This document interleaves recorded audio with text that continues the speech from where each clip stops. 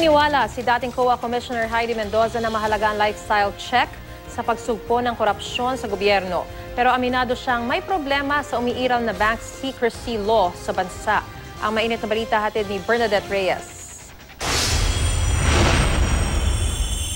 Nagtipon-tipon ng mga kawani ng iba't ibang ahensya ng pamahalaan sa kauna-unahang Philippine Data Summit na ginanap sa Pasig City kahapon. Isa si dating COA Commissioner Heidi Mendoza sa dumalo sa pagtitipon para pag-ibayuhin ang kampanya laban sa korupsyon sa bansa kahit papalipad na siya ngayong araw patungong Amerika para gampanan ng tungkulin bilang Undersecretary General for Oversight Services ng United Nations.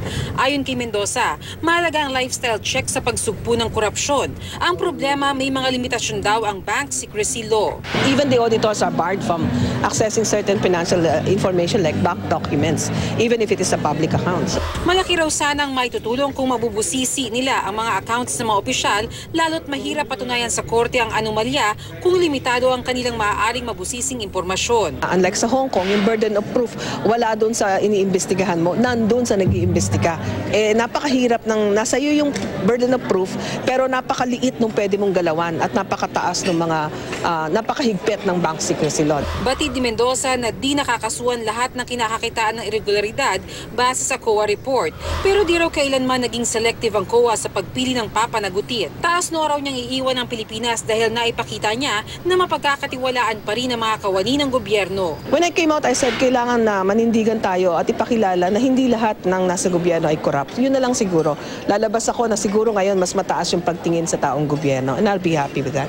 Si Deputy Ombudsman for Luzon, Gerard Mosquera naman, iminungkahi ang pagkakaroon ng mga pagbabago sa pag-access sa Statement of Assets, Liabilities and Net Worth o SALE ng mga opisyal. Kahit yung mga investigador, naguguluhan din sa paggamit nito. But if it's simplified, it will allow meaningful analysis, it will allow easier investigation of those who accumulate ill-gotten wealth.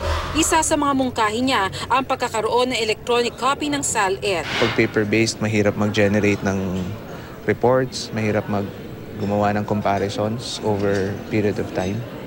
So pag electronic entry yan, pwede ka mag-generate ng electronic reports at ma-analyze mo yung movement ng wealth of a public official or a set of public officials over time. Bernadette Reyes, GMA News.